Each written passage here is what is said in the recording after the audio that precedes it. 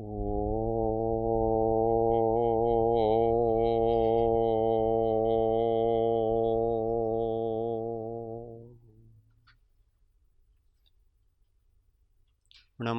અરિહંતાણં નમો સિદ્ધાણં નમો આયર્યાણં નમો વજ્જાયાણં નમો લોએ સવ્વસાહુણં એસો પંચણમુકારો સવ્વપાવપણાસણો મંગલાણં ચ સવ્યેસિં પડમં હવૈ મંગલમ. ઓમ નમો અરિહંતાણં. મહાદેવ્યા કુક્ષિરત્નમ શબ્દજીતર્વાત્મજં રાજચંદ્રમહં વંદે તત્વલોચનદાયકમ. જે સ્વરૂપ સમજ્યા વિના પામ્યો દુઃખ અનંત, સમજાવ્યું તે પદ નમો શ્રી સદ્ગુરુ ભગવન. પરાત્પર ગુર્વે નમઃ. પરંપરાચાર્ય ગુર્વે નમઃ. પરમ ગુર્વે નમઃ. સાક્ષાત પ્રત્યક્ષ સદ્ગુર્વે નમો નમઃ. અનંત અનંત ભાવ ભેદથી ભરેલી ભલી અનંત અનંત નય નિક્ષેપે વ્યાખ્યાની છે. સકલ જગત હિત કારિણી હારિણી મોહ તારિણી ભવાબ્ધિ મોક્ષ ચારિણી પ્રમાણી છે. ઉપમા આપ્યાની જેને તમારા ખવીતે આપવાથી નિજ મતિ માપાઈ મેં માની. અહો રાજ ચંદ્રવાળ ખ્યાલ નથી પામતાય જીનેશ્વર તાણી વાણી જાણી તેણે જાણી છે. ગુરુરાજ તાણી વાણી જાણી તેણે જાણી છે. ઓ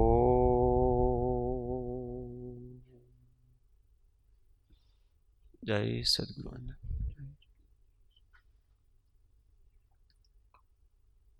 તત્વચર્ચામાં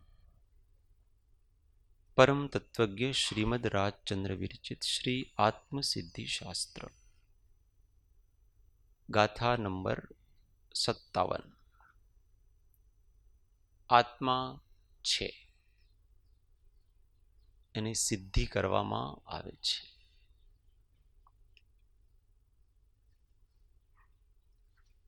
સૌ સાથે.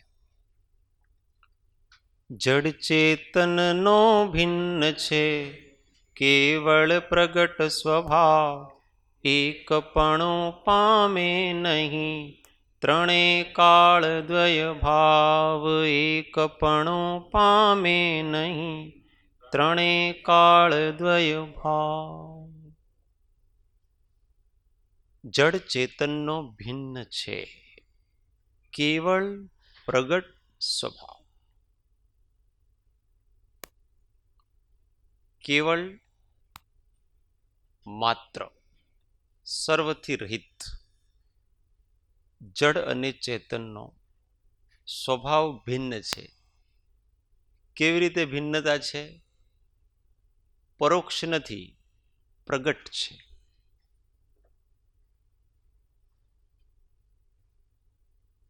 પ્રગટ એટલે સાક્ષાત અનુભવમાં આવે એવી છે.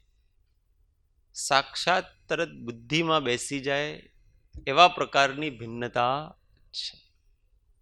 એકપણો પામે નહીં. બંને ક્યારેય એકપણો પામતા નથી. ક્યારે નથી પામતા? ત્રણેય કાળ. ત્રણેય કાળમાં ક્યારેય જડ અને ચેતન એક થતા નથી. અહીંયા ભાવોની વાત કરેલી છે. આ જગતમાં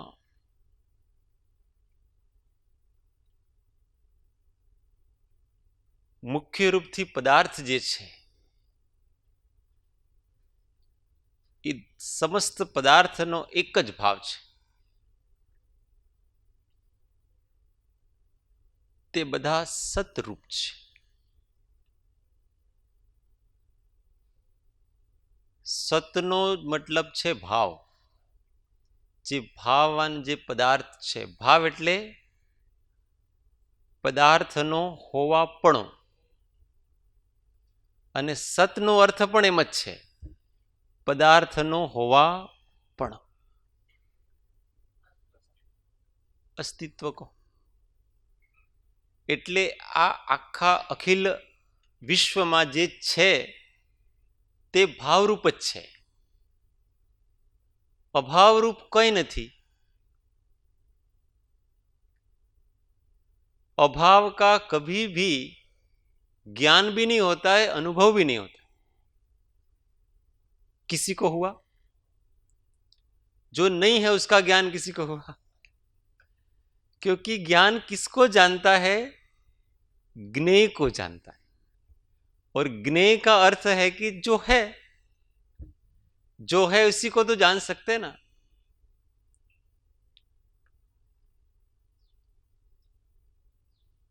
जो नहीं है उसको अभी किसी को कहे कि वहां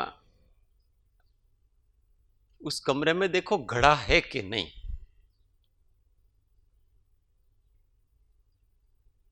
तो वहां घड़ा नहीं था. उसने आके क्या जवाब दिया कि वहां घड़ा नहीं है. तो वहां किसका अभाव है?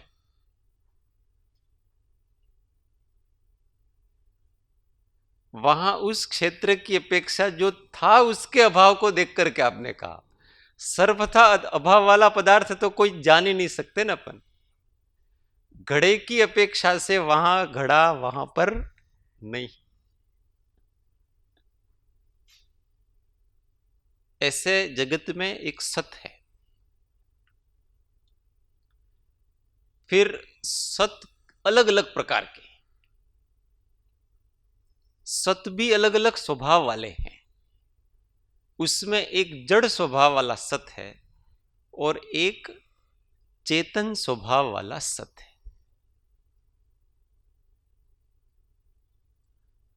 ये सब जड़ स्वभाव वाले हैं. पांचों इंद्रियों से जो अनुभव में आते हैं अथवा जो दिखता है अथवा अन्य भी जो बहुत सारा जो नहीं दिखता है पर जो चेतन से रहित है वो सब जड़ है. पर वो सत है, असत नहीं है. क्योंकि असत होता तो हम कैसे जानते उसको? असत की कभी उत्पत्ति होती नहीं और सत का कभी नाश होता. इसलिए कोई असत्य वस्तुएं नहीं है, पर उनका स्वभाव अलग अलग है. चेतन का अलग स्वभाव है, जड़ का अलग स्वभाव है. दोनों सतरूप है, परंतु एक पर है, एक स्व है.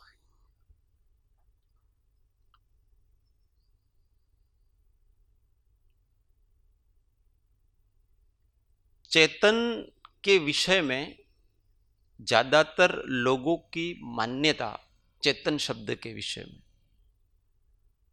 बहुत अलग प्रकार की रहती है. चेतन का अर्थ सामान्यतया लोक में अथवा विज्ञान में शक्ति के रूप में लिया जाता है, सामर्थ्य के रूप में लिया जाता है। जैसे कोई एटम है ना, एटम, उसमें शक्ति होती है सबको, तो इसका मतलब उसमें चेतना है। विज्ञान ऐसा ही मानता है, विज्ञान हर एक पदार्थ में चेतना मानता है, क्योंकि वो कुछ न कुछ करता है। विष है, वो शरीर को निश्चेष्ट कर देता है, प्राणों का हरण कर लेता है, इसका मतलब उसमें ऐसी शक्ति है। तो विज्ञान उस शक्ति को ही, वो शक्ति जड़ पदार्थ की हो अथवा वो शक्ति चेतन पदार्थ की, उन दोनों को मिलाकर के वो चेतन ऐसा कहता है। और वो महाचेतन है, वो इस समष्टि में सब जगह व्याप्त है। इसलिए जो धारणा आई कि ईश्वर सब जगह व्याप्त है, कण कण में व्याप्त है, वो इस शक्ति की अपेक्षा से वहां ऐसे दो भेद नहीं किए। वहां चेतन का अर्थ एनर्जी लिया है,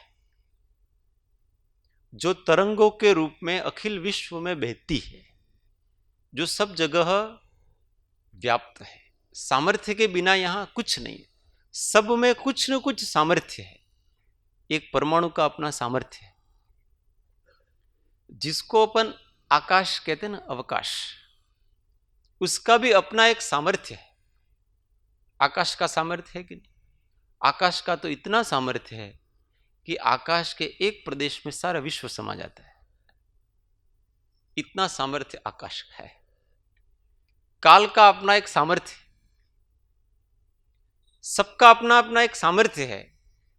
तो सामान्यतः उस सामर्थ्य को चेतना कहा जाता है। ये सब जैसे सांख्य आदि दर्शनों में सब जगह इसी को चेतना कहा है, क्योंकि सामर्थ्य है। अथवा बहुत से लोग गति को चेतना कहते हैं। हिलता डुलता है, हिलता डुलता है, इसका मतलब वो चेतन है। हिलना डुलना बंद कर दिया इसलिए वो अचेतन। तो हिलते डुलते तो सब हैं। ये पंखा हिल रहा है कि नहीं हिल रहा?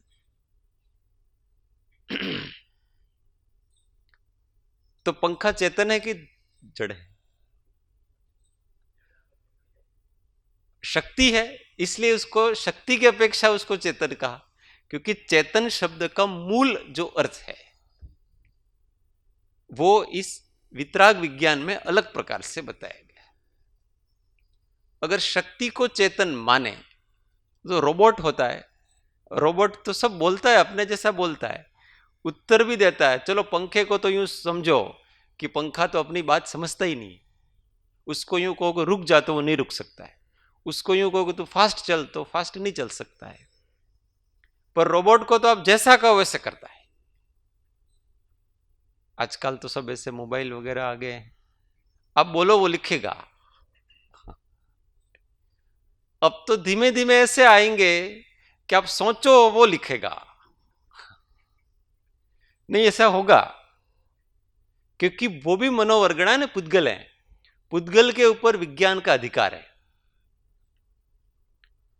पुद्गल की शोध वो कर सकता है, जितना पौद्गलिक संसार है उन सब की शोध विज्ञान कर सकता है। तो जैसे शब्द है वो भाषा वर्गणा है, उसके ऊपर कितना काम हुआ अभी,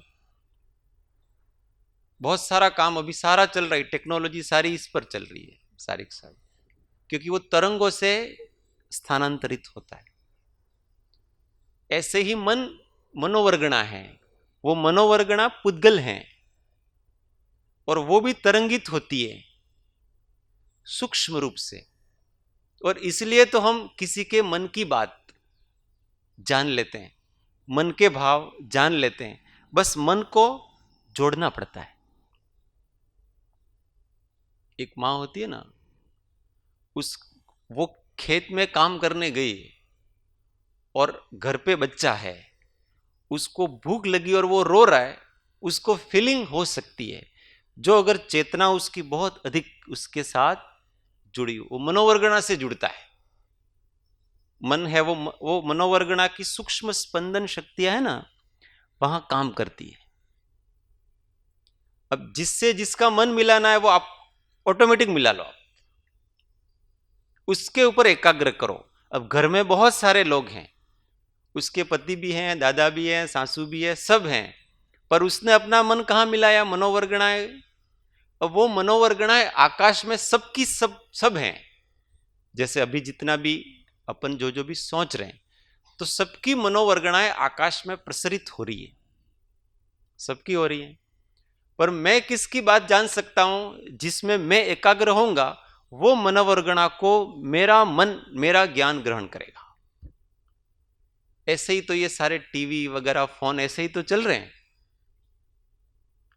कि एक अलग अलग चैनल क्या है, यही है कि वो सारे जितने भी चैनल के जितने भी वेव्स तरंगे हैं, वो तो सब जगह आकाश में प्रसारित हो रहे हैं, परंतु आपको जो चैनल देखना है, जो तरंग पकड़नी है, उसको आप पकड़ते हो और बटन दबाते हो तो वही आती है, दूसरा चैनल नहीं आता है, क्योंकि उसने उसी को पकड़ा है, बाकी सबको छोड़ दिया।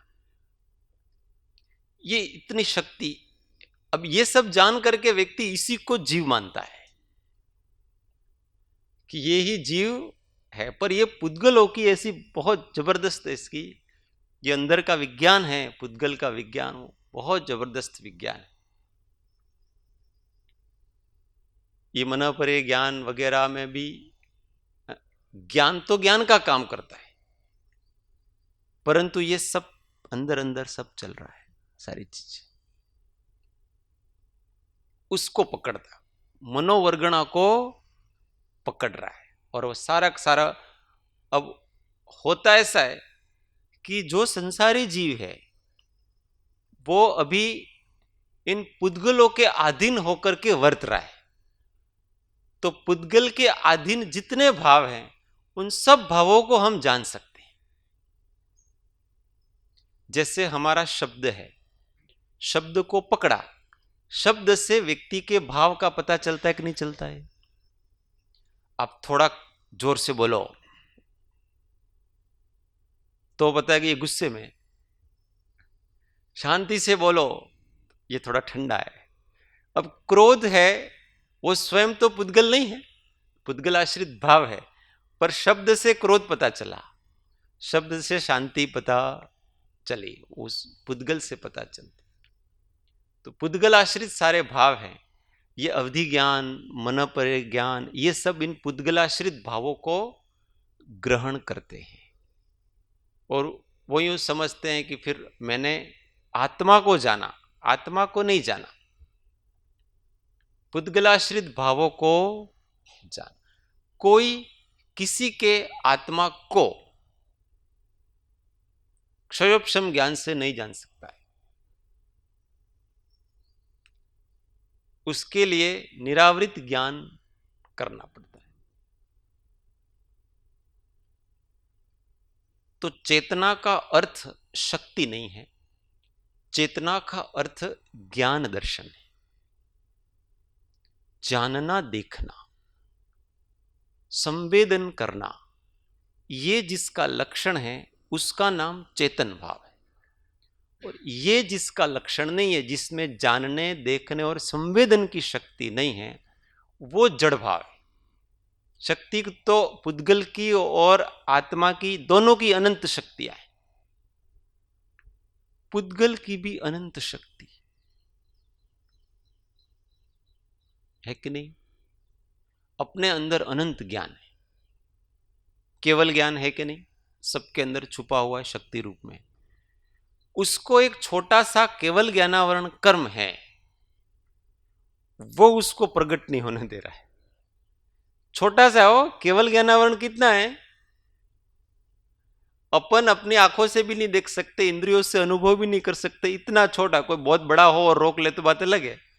यहां तो इस छोटे से एक कर्म ने तीनों कालों की वस्तुओं को जानने वाला त्रैकालिक ज्ञान को रोक रखा है, तो उसमें कितनी शक्ति होगी? जैसी अनंत शक्ति उस केवल ज्ञान में, उतनी ही अनंत शक्ति उसमें होनी चाहिए क्योंकि दो प्रतिद्वंदी होते हैं ना, वो हमेशा समान शक्ति वाले होते हैं। दोनों प्रतिद्वंदी, जड़ और चेतन दोनों अनंत शक्ति वाले। अब अपने को अपना स्वभाव जानना है, तो मैं चेतन स्वभावी हूं, जानना, देखना, संवेदन करना, ये मेरा काम है। इसके अतिरिक्त जो जो भाव हैं, वो सब भाव पौद्गलिक हैं अथवा तो जड़ भाव है। देखो, पुद्गल में और जड़ में क्या अंतर है? पुद्गल और जड़ में क्या? पुद्गल में तो केवल एक पदार्थ आता है, और जब जड़ ऐसा कहो तो उसमें 5 पदार्थ आ जाते हैं। पुद्गल भी आएगा, धर्मास्तिकाय द्रव्य भी आएगा, अधर्मास्तिकाय द्रव्य भी आएगा, आकाश भी आ जाएगा और काल भी आ जाता है। ये पांचों जड़ कहते ही आ जाएंगे, क्योंकि इन पांचों में किसी भी प्रकार की संवेदन शक्ति नहीं है, कोई जानना देखना वगैरह कोई फीलिंग नहीं है। इस पुस्तक को पीटो, कुछ भी करो, फाड़ो, जलाओ, इसको कुछ नहीं, कोई सुख दुख नहीं है इसके अंदर। पर जहां चेतन है वहां पर ये सुख दुख आदि का सारा का सारा अनुभव होता है। इसलिए हिंसा कहां है? हिंसा किसकी करते हैं अपन? कभी पुद्गलों की हिंसा नहीं करते हैं। किसी को आपने हाथ काट दिया किसी का, तो हिंसा हाथ शरीर की हिंसा की कि आत्मा की हिंसा की? अगर किसी के हाथ काटने से उस चेतन को कोई फर्क नहीं पड़ता है तो आपने हिंसा नहीं की, उसको मारा ही नहीं। परंतु इसके साथ उसका सुख दुख लगा हुआ है, अगर उसको सुख दुख होता है इसलिए उसकी हिंसा होती। और इसलिए हिंसा की तारतम्यता ऐसा है कि जिसकी जितनी संवेदन शक्ति अधिक, उसको उतना अधिक उस पीड़ा का अनुभव होता है और उतनी हिंसा का पाप हमको ज्यादा लगता है। निगोदिया जीव हैं, बादर सूक्ष्म तो मार नहीं सकते अपन, बादर निगोदिया जीव, अनंत जीव, उनको आप मार दो। हम हर समय मारते भी हैं अपन, नहीं मारते ऐसा नहीं, परंतु आपको पाप, कितना पाप है उसका? नहींवत पाप है उसका। इसके आगे जैसे जैसे आएंगे ना पृथ्वी का एक वगैरह, वो पाप बढ़ता जाएगा। आप एक इंद्रिय जीवों को, अनंत जीवों को मार दो ना, और एक त्रस्त जीव को मारो, तो एक त्रस्त 2 इंद्रिय जीव को मारने का पाप आपको उस अनंत एक इंद्रिय जीवों के मारने से अधिक लगता है। कारण क्या? संवेदन, उसको फीलिंग ही नहीं हो रही है दुख की। वो तो ऐसे जड़वत होकर के, कोई व्यक्ति बेहोश है और बेहोशी में डॉक्टर उसको इंजेक्शन लगाते हैं, उसको कुछ पता पड़ता है? मैंने तो खबर नहीं पड़ी हमारी आखिर दवाई की वृत्ति थी। उनको कोई दुख का अनुभव नहीं हो रहा, पर होश में ला करके उसको इंजेक्शन दिखा भी दो ना, लगाने की बात कहाँ है, उसको दिखा भी दो तो भी दुख होता है। कहा डॉक्टर से राक्षस है ऐसा लगता है, जो डरते हैं उनको ऐसा लगता है। तो ये हिंसा का सवाल है, वो सारा संवेदना पर है। इसलिए त्रस की ज्यादा ख्याल रखना चाहिए। फिर 2 इंद्रिय से 3 इंद्रिय का ज्यादा ख्याल रखना, 3 इंद्रिय से 4 इंद्रिय का ख्याल ज्यादा रखना, 4 इंद्रिय से 5 इंद्रिय का ख्याल ज्यादा रखना। और इन 5 इंद्रियों तक के जीव हैं, उन सब वो मन रहित जितने भी, ये सब असंगनी पंचेंद्रिय तक, उन सब की आप असंख्यात जीवों की हिंसा कर दो और एक मन वाले की हिंसा करो आपके बराबर। असंगनी बिना मन वालों की अब हजारों लोगों की हिंसा कर दो और एक मन वाले की हिंसा करो, वो सब बराबर हो जाता है। क्योंकि अब मन वाला बुद्धिपूर्वक सुखी दुखी हो रहा है, वो तो कर्मफल चेतना है, दुख भोग ही रहा है, उसको तो विचार भी नहीं कर रहा है कि मेरे को कौन मार रहा है न कौन नहीं मार रहा है, न कोई विचार नहीं है उसका, तो बस कष्ट हो रहा है और वो सहन कर रहा है। इतना सा है, बेभान है। मन नहीं का अर्थ इतना ही है कि उसको बेहोशी का इंजेक्शन दे रखा है, इसी का नाम असंग नहीं होता। वो किसी के प्रति कोई दुश्मनी नहीं रखेगा, इसलिए कभी भी वैर का बंध असंगनियों के साथ होता ही नहीं है। क्योंकि वैर का बंध कब होगा? जब सामने वालों को पता पड़े कि ये इसने मेरे को आज मारा, अब मैं भी उसको देख लूंगा। अब ऐसा तो उसके है ही नहीं उसको तो पता ही नहीं कि मुझे किसने मारा, क्या हुआ। एक कष्ट का अनुभव उसको केवल होता है। और एक मन वाला जीव, उसको मारो तो उसको थोड़ा सा भी मन भी दुखा दो ना, तो भी जो हिंसा होती है वो हिंसा उनसे कई गुना अधिक बढ़ जाती है। कारण संवेदनशीलता बढ़ गई। अभी केवल 5 इंद्रियों से ही उसकी क्षोभक्षम शक्ति चल रही थी, संवेदना चल रही थी। अब उस 5 इंद्रियों का भी जो राजा है ना मन, उससे उसकी संवेदनाएं हो रही है सारा। अब तो बहुत कष्ट होता है, महा कष्ट होता। 4 गतियां हैं, उसमें से 4 आयुष कर्म बनते हैं। उसमें सबसे अशुभ आयु माना गया ना, तो वो नरक को माना गया, निगोद वाले को नहीं माना है। 3 आयु शुभ मानी, उस मनुष्य आयु, देव आयु और तिर्यंच आयु, इसको शुभ माना और उसको अशुभ माना। कारण क्या पता है? इनको अपने प्राणों से प्रेम है, मरना नहीं चाहते हैं, वो निरंतर मरना चाहता है। नारकी जीव को एक क्षण भी जीने की इच्छा नहीं, और इसको जीने की इच्छा रहती है। और तिर्यंचों में आगे के तिर्यंच हैं, वो तो उनको तो आगे की साधना भी कर सकते, पर उसके हिसाब से शुभ अशुभ नहीं है। वहां पर अशुभ इसी अपेक्षा से कि उनको उससे अरती है, उस आयु से अरती है उनको, कि मैं जीवित क्यों हूं, मैं इस शरीर को कब छोड़ू, ऐसा होता है। बाकी निगोद के जीव को भी ऐसा नहीं होता कि मैं कब छोड़ू शरीर। वो अपने इस आयुष्य से अथवा से परेशान नहीं है, वो जीने की इच्छा करेगा। एकेंद्रिय भी जीने की इच्छा करेंगे, अपना कहीं ना कहीं बचाव करेंगे। 2 इंद्रिय वाले भी अपने कहीं ना कहीं बचाव करेंगे। पर नारकी जीव, तू मेरे को मार दे तो अच्छा है, मर जाऊं तो अच्छा है, क्योंकि दुख सहन नहीं होता। ऐसे संगनी जीवों का, मन वाले जीवों का परेशान करना ज्यादा हिंसा है। अब ऐसे हिंसा फिर धीमे धीमे आगे आगे गुणों के आधार पर बढ़ती जाती है, क्योंकि चेतना का विकास अब आगे आगे गुणों के आधार पर होगा। अब मन वाला भी है, परंतु अज्ञानी है, मूढ़ है और दुष्ट है। ऐसे दुष्ट लोगों की हिंसा, अब हजारों दुष्ट लोगों को मार दिया और एक सज्जन का मन दुखाया, तो हजारों दुष्ट लोगों को मारने से अधिक पाप आपके इस सज्जन की हिंसा का है। कारण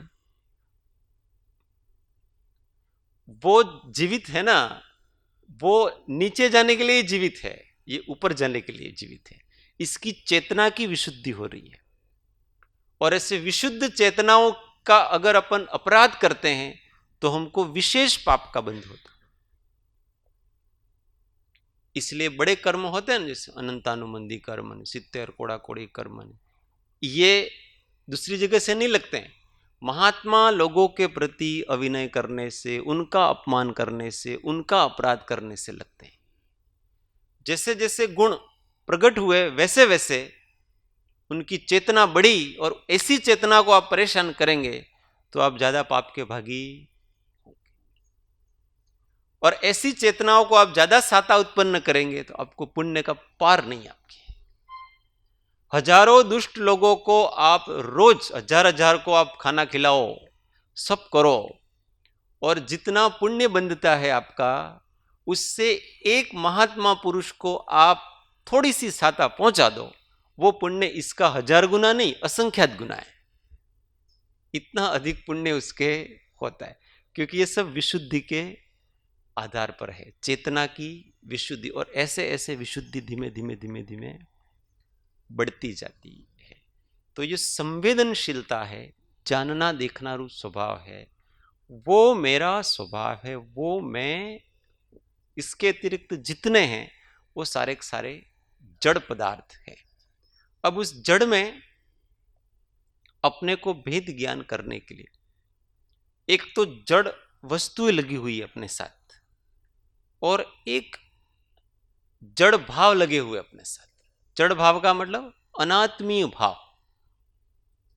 शरीर तो प्रत्यक्ष जड़ है, पर अपने जो काम, क्रोध, लोभ, मोह, मद, राग, द्वेष इत्यादि जो भाव हैं, जो हमको चेतन लगते हैं कि चेतन जैसे हैं ऐसा लगते हैं, और वास्तव में मूल स्वरूप उनका चेतन है, पर चेतन से बिल्कुल अलग है। क्योंकि चेतन का स्वभाव क्या है? चेतन का मूल स्वभाव क्या है? बिना किसी राग द्वेष के, बिना किसी इष्ट अनिष्टपने के, केवल और केवल उसको जान लेना, ये उसका स्वभाव। और इस भूमिका से नीचे उतरने का अर्थ ही है कि हम जड़ भाव में जी रहे हैं, हम जड़ होकर के जी रहे। जितना जितना हम राग भाव में जिएंगे, इन कषाय भाव में जिएंगे, उतने उतने हम जड़ भाव में जी रहे हैं, चेतन भाव में जी ही नहीं रहे। इसलिए कहते हैं, अज्ञानी को क्या कहते हैं पता है? ये जड़ है। क्यों? क्योंकि सारा दिन राग द्वेष में जीता है। जड़ के संयोग से उत्पन्न जो जड़ भाग है, अपना आत्मा का चेतन, विशुद्ध चेतन भाव है, उसका पता ही नहीं। शांति की फीलिंग ही नहीं हो रही, आनंद की फीलिंग ही नहीं हो रही। 24 घंटे में कभी भी सुख ही, एक क्षण भी सुख नहीं उसको। और जो चेतन भाव के लक्ष्य से जीता है, हमेशा शांत रहता, हमेशा आनंद में रहता।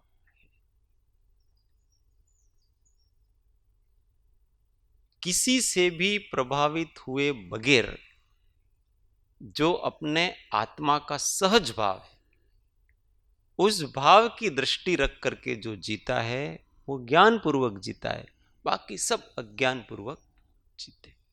उपयोग पुद्गल से आप्लावित कहते हैं, पुद्गल से अनुरंजित हुआ है। तो जड़ चेतननो भिन्न छे, केवल प्रगट स्वभाव, एक पणो पामे नहीं, त्रणे काल द्वय भाव। हम कितने भी पुद्गल से अनुरंजित हो जाए, पर अपना मूल चेतना है वो कभी नहीं जा सकते। वो तो केवल हमारी भ्रमणा है, भ्रम से हम उसको अपना मानते। क्रोध को हमने भ्रम से मैंपना कर रखा है, मान में भ्रम से हमने अपना मैंपना कर रखा है। इन सब विकारी भावों में भ्रम से अपना मैंपना कर रखा है, उसमें हम है ही नहीं, कभी थे ही नहीं, ये स्वप्न की तरह है। जैसे सपनों में हमको कोई वस्तु मिलती है, न बड़ा नगर मिलता है, न क्या मिल गया, न बहुत सारा धन मिल गया, ये सब स्वप्न में मिल गया, पर वो कोई हमारा थोड़ी। ऐसे ही ये जागृत स्वप्न है, कल 7 अवस्थाएं बताई थी। तो ये जागृत स्वप्न जैसा है कि जब तक उसकी जागृति नहीं है, तब तक ही वो उसको अपना मानता है कि ये मैं क्रोधी हूं, ये मैं मानी हूं, ये मैं कषाई हूं, ऐसा। और जैसे ही सपना टूटा, उसको आश्चर्य होता है कि मैं अब तक क्या मान रहा था अपने आप को, जिससे मेरा कुछ भी संबंध नहीं है, उस वस्तु को मैं अपना मान रहा था और उसी में जी रहा था, और इसी को ठीक करने में लग रहा था। व्यक्ति किसको?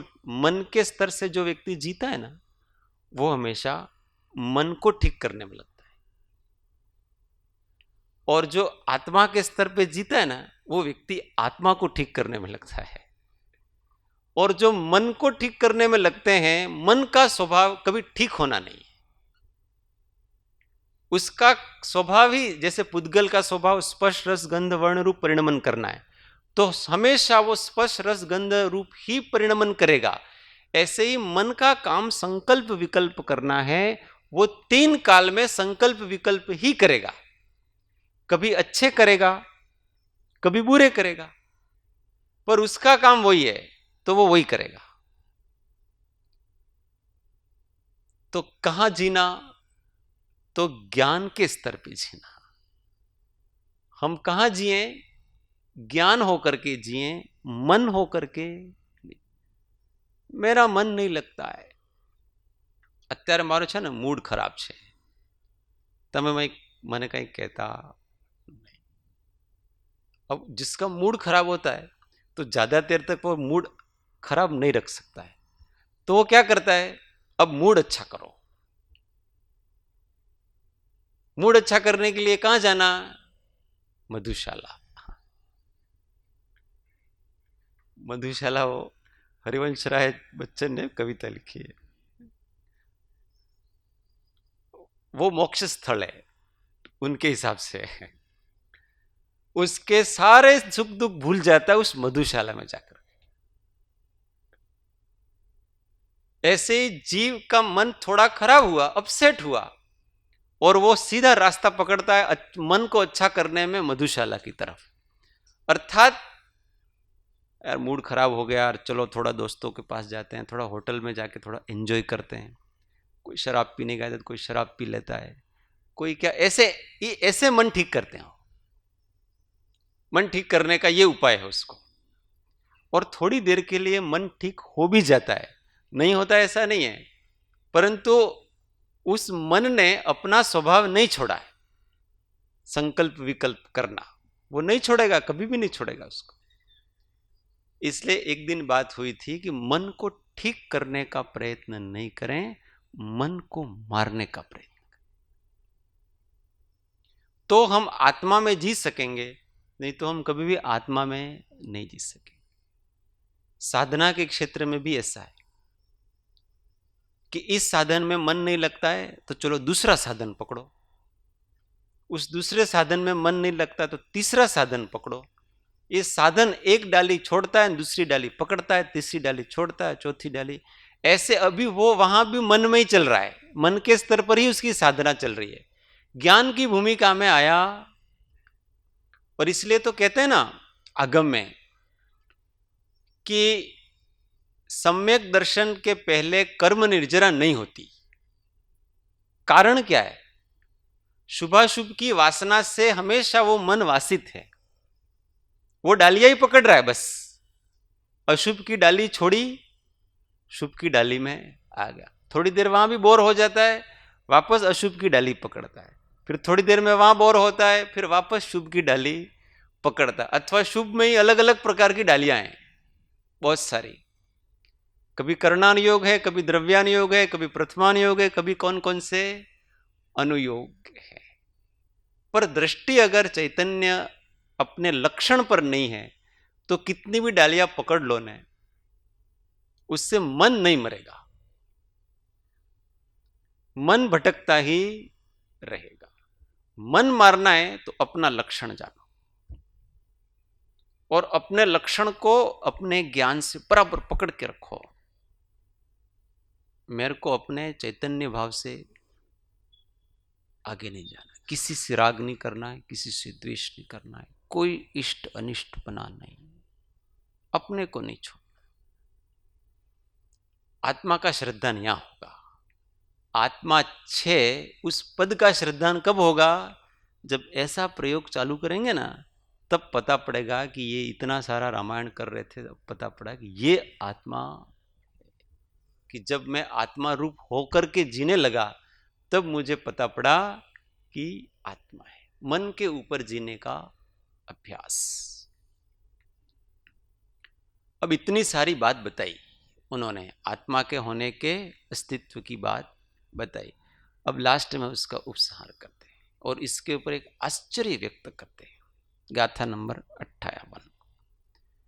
આત્માની શંકા કરે આત્મા પોતે આ શંકાનો કરનાર તે અચરજ એહ અમાપ શંકાનો કરનાર તે અચરજ એહ અમાપ. આત્માની શંકા કરે આત્मा પોતે खुद ही शंका कर रहे अपन आत्मा. शंकानो करनार ते अचरज एह अमाप. शंकानो करनार ते अचरज एह अमाप. अमाप मतलब जिसका कोई माप नहीं कर सकते हैं ऐसा, अतुलनीय, जिसका कोई प्रमाण नहीं है ऐसा आश्चर्य व्यक्त करते हैं. मैं यूं कहूं कि मैं नहीं हूं, ऐसा हुआ ना. मैंने यूं कहा कि मैं नहीं.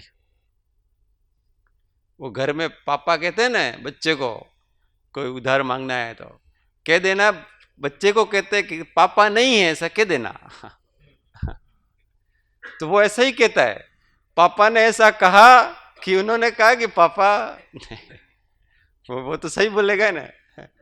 छोटे बच्चों को असरलता नहीं आती है, असरलता तो बड़ो वो अक्ल दाढ़ निकलती है तभी असरलता आती है. वो जैसा है वैसा कहेगा. तो ये इतनी आश्चर्यजनक बात है कि हम अपने खुद की शंका कर रहे हैं. इसलिए अपने आप के ऊपर श्रद्धान रखें, अपने आप का विश्वास रखें. आत्मविश्वास ही हमारे अंदर नहीं है, बाकी जगत के सर्व समस्त पदार्थों के ऊपर हमें विश्वास है. केवल एक अपने ऊपर विश्वास नहीं.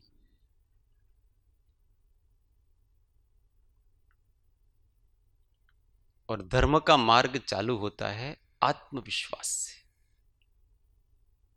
मोक्ष महल की पहली सीढ़ी क्या कही? सम्यक दर्शन. और सम्यक दर्शन किसको कहते हैं? आत्मश्रद्धा. इसका नाम श्रद्धा कहो विश्वास कहो एक ही बात है.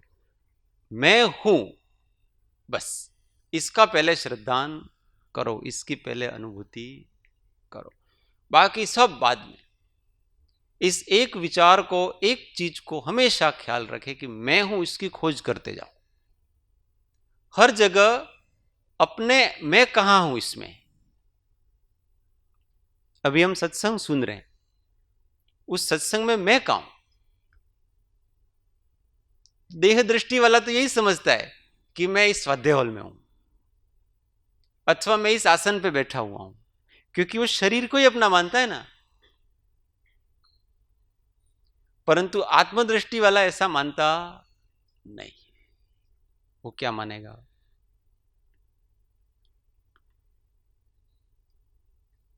ये जो सामने बोल रहे हैं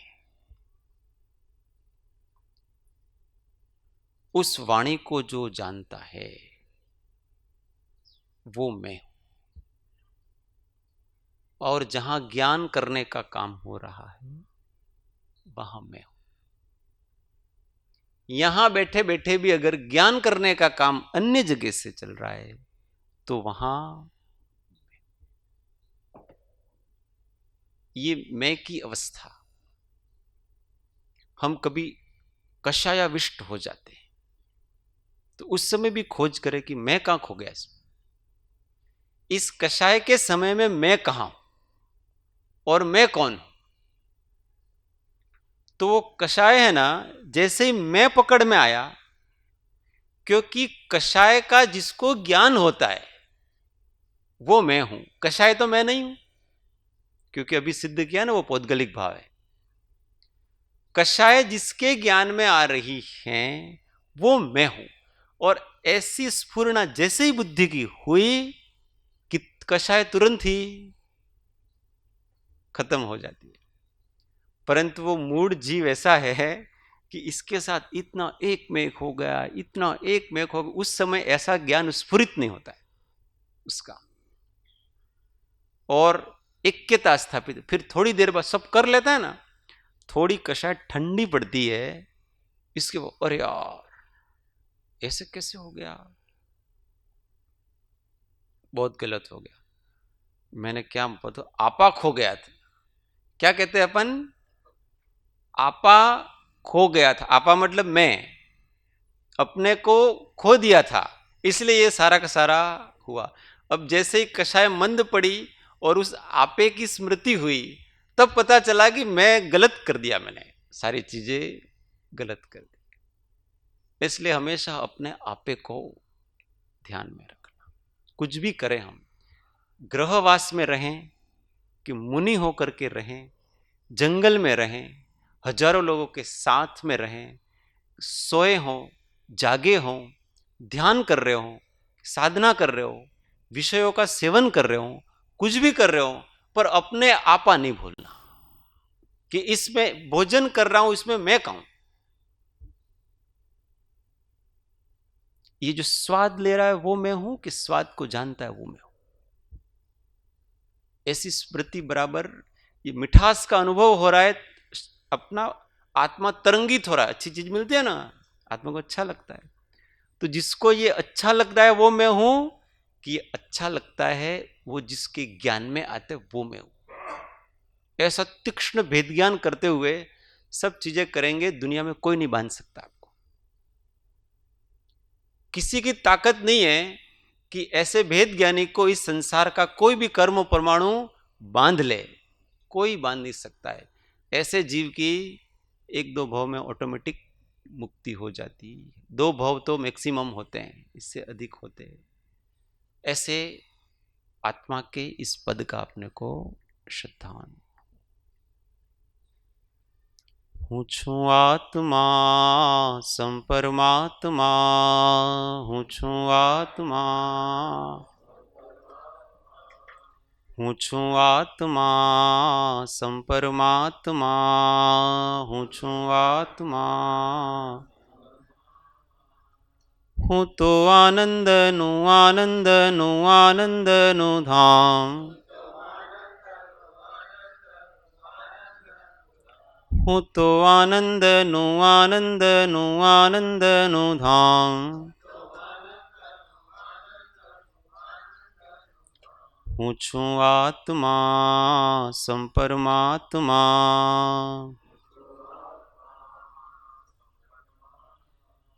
देह मारो नथी, हूँ पण देहनो नथी।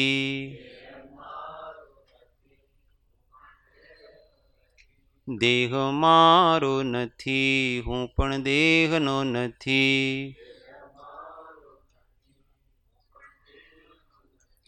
अशरीरी आनंद घन आत्मा, अशरीरी अशरीरी आनंद घन आत्मा, अशरीरी आनंद घन। हूँ छू आत्मा संपरमात्मा, हूँ छू आत्मा संपरमात्मा, हूँ छू आत्मा संपरमात्मा, हूँ छू संपरमात्मा।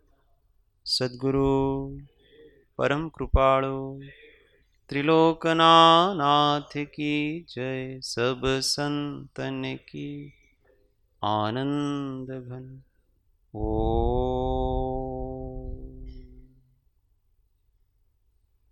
सूत्र सब साथे। हूँ आत्मा छूं, आपनो सेवक छूं, सौनो। हूँ आत्मा छूं, आपनो सेवक छूं, सौनो। हूँ आत्मा छूं, आपनो सेवक छूं, सौनो मित्र छूं। ओ शांति शांति शांति। जय सद्गुरु।